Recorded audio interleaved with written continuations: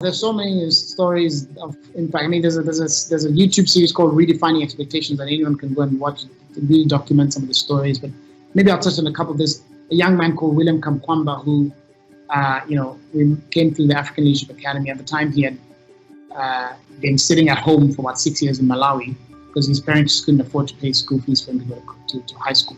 While he was sitting at home, he went and looked at a picture of a windmill. He went to a library and he saw a picture of a windmill in the book, and he was able to use his own ingenuity to build a windmill using tractor parts and bicycle fan and things like that. And he managed to figure out how to generate electricity from this thing. But he then sat at home, and eventually we discovered him and we brought him into the academy.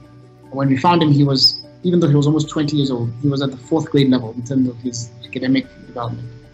Within 2 years of working with him, we were able to get him to Dartmouth, to an Ivy League university. He graduated in 4 years with a B average, published a book that became a bestseller, The Boy Who Harnessed the Wind, and today you can watch that movie on Netflix about this young man, and he's transformed. He's now built a school in Malawi. He's educating about 1,000 students and really having a lot of impact. There's another young man who was a street kid in Kenya 10 years ago, and he came through our program. He went to Yale eventually, and then he ended up coming back to Kenya at the age of 28 and running to be a senator. And he came second in the race against people who are in their 60s and 70s. There's a woman who has developed a technology for screening women for cervical cancer without using a speculum. So there's so many amazing young people that are coming out of this institution. And, we measure impact ultimately not by the grades that our students get and by the universities that they go into, by the lives that they touch. How many people do they impact through the innovations that they come up with, through the leadership that they provide in civil society?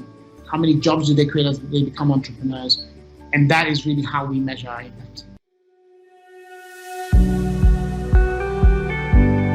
We actually did research with this. We interviewed about 200 employers around the world to find out what are the skills they typically find missing in college graduates.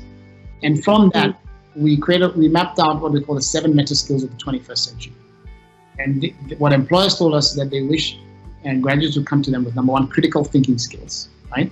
Ability to think for themselves, to solve problems, and ask the right questions. Critical thinking is number one.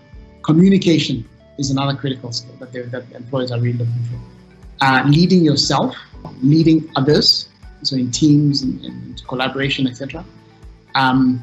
Data analysis and decision making is a really important thing that employers are looking for there, because with the emergence of sensors and data, there's so much that you've got to be able to analyze and use to make decisions, financial modeling and so on. They're also looking for project management. Can you take a complex task and break it down into smaller bits, and then come up with a project to actually implement it? And then finally, the 7th meta skill is entrepreneurial thinking. Can you look at a challenging problem and come up with creative ways to solve it with limited resources?